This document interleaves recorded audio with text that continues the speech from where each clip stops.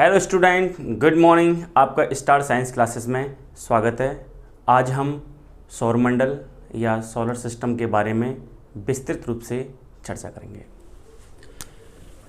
सौरमंडल, solar system सूर्य और सूर्य की परिक्रमा करने वाले खगोलीय और आकाशीय पिंड सौरमंडल के अंतर्गत आते हैं। इसका मतलब है हमें सोलर सिस्टम में सूर्य और सूर्य की परिक्रमा करने वाले जितने भी आकाशीय या खगोलीय पिंड हैं, हम उसका अध्ययन करेंगे। सूर्य की परिक्रमा करने वाले जो खगोलीय पिंड हैं, जैसे ग्रह, प्लैनेट, उपग्रह, सैटेलाइट, क्षुद्र ग्रह, एस्टेरॉयड, उल्कापिंड, मीटियोर, धूमकेतु, कॉमेट्स और सौरमंडलीय पिंड के अंतर्गत ये आते हैं। सूर्य का जो द्रव्यमान होता है वो सौरमंडल का 99.97% होता है। इतना अधिक द्रव्यमान होने की वजह से सूर्य का गुरुत्वाकर्षण बल बहुत अधिक होता है और इसकी वजह से जितने भी सौरमंडलीय पिंड हैं, कौन कौन से, ग्रह हुआ, उपग्रह हुआ, क्षुद्र ग्रह हुआ, उल्कापिंड, धूमकेतु, ये सभी गुरुत्वाकर्षण बल की वजह से सूर्य के चारों क्या लगाते हैं, चक्कर लगाते हैं। नोट बहुत इंपॉर्टेंट है कि सूर्य के गुरुत्वाकर्षण बल मतलब ग्रेविटेशनल फोर्स के कारण जो खगोलीय पिंड होते हैं वो सूर्य के चारों क्या लगाते हैं, चक्कर लगाते हैं। IAU फुल फॉर्म में इंटरनेशनल एस्ट्रोनॉमिकल यूनियन एक अंतरराष्ट्रीय संस्था है और इसकी स्थापना हुई थी 1919 में और इसका जो हेडक्वार्टर है, मुख्यालय है इसका, ये आता है फ्रांस की राजधानी पेरिस में। इसका जो हेडक्वार्टर है वो है पेरिस, फ्रांस में। IAU ने जितने भी सौरमंडलीय पिंड हैं, सौरमंडलीय पिंड का मतलब क्या है कि जो सूर्य के चारों ओर चक्कर लगा रहे हैं पिंड, उनको 3 श्रेणियों या कह सकते हैं उनको 3 भागों में डिवाइड किया है। पहली श्रेणी है परंपरागत ग्रह, जिन्हें हम क्लासिकल प्लैनेट भी बोलते हैं, और इनकी संख्या कितनी है, टोटल 8 है। यदि हम इन ग्रहों की सूर्य से यदि हम बढ़ती दूरी के हिसाब से देखें, आप जानते हैं कि सूर्य क्या होता है, सौरमंडल में केंद्र में स्थित होता है और सौरमंडल का जो मुखिया होता है या कह सकते हैं प्रधान सदस्य होता है, वो कौन होता है, सूर्य होता है। यदि हम सूर्य से दूरी के हिसाब से यदि बढ़ते देखें तो सबसे निकटतम ग्रह कौन सा है, बुध है। बुध सबसे निकटतम ग्रह है सूर्य का। इसके बाद देखें शुक्र, पृथ्वी, मंगल, बृहस्पति, शनि, अरुण और वरुण। और सूर्य का जो सबसे दूरतम ग्रह है वो क्या है, वरुण या नेपच्यून है। एक चीज है, जो ग्रह सूर्य के सबसे नजदीक होगा, सीधी सी बात है, वो ग्रह सूर्य की परिक्रमा भी क्या होगा, बहुत ही कम समय में लगाएगा। इसका मतलब है कि सर ग्रह सूर्य के चारों ओर चक्कर लगाते हैं तो इस प्रकार की गति को कहते हैं हम परिक्रमण गति, और बुध बहुत ही कम समय में सूर्य का अपना एक चक्कर पूरा करता है। इसका मतलब है कि बुध का जो परिक्रमण काल होता है बहुत ही कम होता है। कितना होता है, 88 दिन। 88 दिन। हम कह सकते हैं कि बुध पर जो एक साल होगी, एक वर्ष होगा, वो 88 दिन का होगा। यदि हम पृथ्वी के संदर्भ में देखें तो पृथ्वी सूर्य का एक चक्कर कितने समय में लगाती है, 365 सही 1/4 दिन में लगाती है। जब पृथ्वी सूर्य का एक चक्कर पूरा करती है, इसका मतलब है उसकी वो परिक्रमण गति है, और ये एक साल, पृथ्वी पर जो एक साल होगा वो 365 सही 1/4 दिन का होता है। यदि हम सूर्य के सबसे दूरतम ग्रह वरुण या नेपच्यून की बात करें तो ये 165 बरस 165 वर्ष। इसका मतलब है कि सर ये पृथ्वी पर तो एक साल 365 सही 1/4 दिन की हो रही थी, लेकिन ये वर्ण होगा वो सूर्य का एक चक्कर 165 वर्ष में लगाएगा।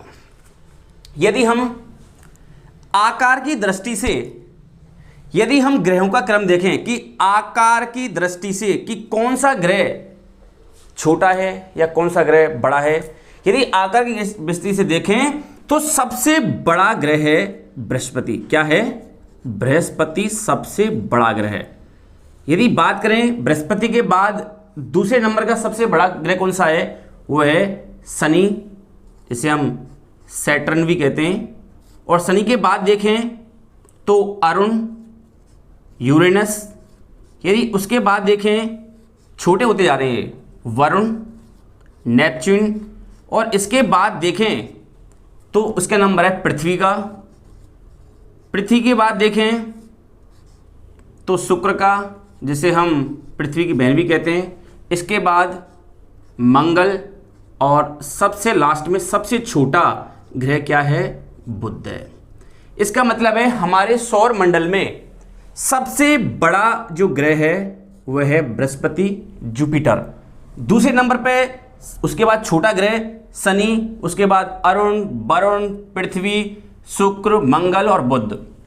यदि हम पृथ्वी के संदर्भ में बात करें तो पृथ्वी सौर मंडल में 5वां सबसे बड़ा ग्रह है। यदि पृथ्वी से बढ़ती दूरी के आधार पर ग्रहों का क्रम देखें कि सर पृथ्वी के सबसे नज़दीक ग्रह कौन सा है, उसके दूर कौन सा ग्रह है, और उससे कौन सा दूर ग्रह है। यदि हम बात करें पृथ्वी से तो पृथ्वी के जो सबसे नज़दीक ग्रह होगा वो होगा शुक्र। कौन सा होगा? शुक्र। इसके बाद देखें शुक्र के बाद नज़दीक ग्रह है मंगल। मंगल के बाद देखें तो बुध। बुध के बाद देखें बृहस्पति। यदि बृहस्पति के बाद देखें तो शनि। शनि के बाद अरुण और वरुण। तो पृथ्वी के जो सबसे नज़दीक ग्रह है वह है शुक्र। उसके बाद देखें इसे दूर मंगल, बुध, और फिर जो जितने भी बाह्य ग्रह हैं या जिनको हम जोवियन प्लैनेट कहते हैं वो एक क्रम है उनका बृहस्पति, शनि और अरुण और वरुण। यदि हम अपने जो प्लैनेट हैं, यदि उपग्रह की बात करें कि कौन से ग्रह का कितने उपग्रह हैं, बुध का कोई भी उपग्रह नहीं है, सैटेलाइट नहीं है। शुक्र का भी कोई भी उपग्रह नहीं है। यदि पृथ्वी के संदर्भ में बात करें कि पृथ्वी का एक उपग्रह है वह है चंद्रमा, और हम प्राकृतिक उपग्रह की बात कर रहे हैं ना कि कृत्रिम उपग्रह की। यदि मंगल की बात करें, मंगल के 2 उपग्रह हैं, एक फोबोस है और एक डिमोस है। यदि बृहस्पति की बात करें, बृहस्पति के प्रेजेंट टाइम में 92 उपग्रह हैं। यदि शनि की बात करें तो शनि के 83 उपग्रह हैं। यदि हम अरुण की बात करें तो इसके 27, और यदि हम वरुण की बात करें तो इसके 14 उपग्रह। इसका मतलब है कि हमारे सौर मंडल में जो सबसे ज़्यादा उपग्रह हैं वो बृहस्पति के हैं। ओके, अब बात आती है, ये तो हो गए परंपरागत ग्रह या क्लासिकल प्लैनेट जिनकी संख्या कितनी है? 8 है। अब आते हैं दूसरे नंबर की श्रेणी है बौने ग्रह, जिन्हें हम क्या कहते हैं? ड्वार्फ प्लैनेट के नाम से जानते हैं। ड्वार्फ प्लैनेट का मतलब है बौने ग्रह, क्योंकि इनका आकार कैसा है? छोटा है। कौन कौन से हैं? इसमें यम आता है जिसे हम प्लूटो कहते हैं, चेरोन आता है, सेरेस आता है और जेना इसके अंतर्गत आते हैं। तीसरी श्रेणी है लघु सौरमंडलीय पिंड, जिनमें क्षुद्र ग्रह, एस्टेरॉइड्स, उल्का, मीटियोर, धूमकेतु, कॉमेट्स, उपग्रह, सैटेलाइट्स, ये लघु सौरमंडलीय पिंड की श्रेणी के अंतर्गत आते हैं। अब बात आती है सर जो परंपरागत ग्रह हैं या क्लासिकल आपके जो प्लैनेट हैं, यदि किसी भी खगोलीय पिंड को हमें किस श्रेणी में रखना है, इसके लिए यदि हम परंपरागत श्रेणी की बात करें कि सर कौन सा खगोलीय पिंड परंपरागत श्रेणी के अंतर्गत आएगा, उनकी कुछ शर्तें हैं। पहली शर्त है कि वो खगोलीय पिंड क्या करता हो, सूर्य की परिक्रमा करता हो। दूसरा पॉइंट है उनका द्रव्यमान, किनका, खगोलीय पिंड का, कम से कम इतना हो कि गुरुत्वाकर्षण बल ग्रेविटेशन फोर्स के कारण उनका आकार लगभग गोल हो गया हो। तीसरा पॉइंट है वह खगोलीय पिंड अपने पड़ोसी पिंडों की कक्षा को नहीं लांघता हो, या जो अपना जितने भी दूसरे खगोलीय पिंड हैं उनकी कक्षा को नहीं काटता हो, नहीं लांघता हो। हम जानते हैं कि 2006 में हमारे जो प्लैनेट थे वो थे 9 थे।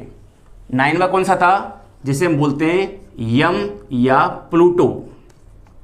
लेकिन IAU की एक सम्मेलन हुआ, कहाँ पे, प्राग कहाँ पे, चेक रिपब्लिक की राजधानी है, और यह सम्मेलन हुआ था 15 से लेके 24 अगस्त 2006। और इस सम्मेलन में यम प्लूटो का क्या कर दिया, ग्रह होने का दर्जा समाप्त कर दिया। अब हम सौर मंडल से संबंधित कुछ महत्वपूर्ण सिद्धांतों पर चर्चा करेंगे। पहला सिद्धांत है भू केंद्रीय सिद्धांत। भू माने होता है पृथ्वी, क्या होता है, पृथ्वी, और केंद्रीय का मतलब होता है केंद्र में। तो इस सिद्धांत के अनुसार कि ब्रह्मांड के केंद्र में क्या है, पृथ्वी है, और जबकि सूर्य और अन्य ग्रह हैं इसकी परिक्रमा करते हैं। एक खगोलवेता हुए हैं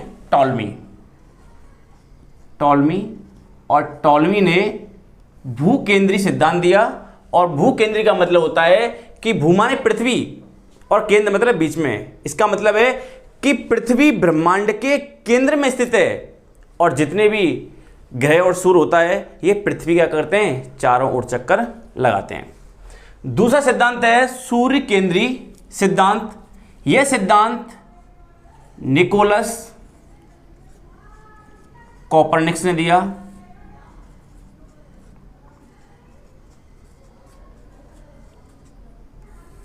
यह सिद्धांत क्या कहता है, सूर्य मतलब सूर्य, केंद्रीय मतलब केंद्र में। इसका मतलब है इस सिद्धांत के अनुसार सूर्य को क्या माना, ब्रह्मांड के केंद्र में माना, और जबकि जितने भी पृथ्वी सहित अन्य ग्रह होते हैं वो क्या करते हैं, सूर्य के चारों ओर चक्कर लगाते हैं। तो इस सिद्धांत के अनुसार ब्रह्मांड के केंद्र में कौन स्थित है, सूर्य स्थित है, ना कि पृथ्वी। ये उल्टा है बिल्कुल। भू केंद्रीय सिद्धांत और सूर्य केंद्रीय सिद्धांत बिल्कुल एक दूसरे से क्या है, अपोजिट है। और पृथ्वी सहित अन्य ग्रह होते हैं क्या करते हैं, सूर्य की परिक्रमा करते हैं।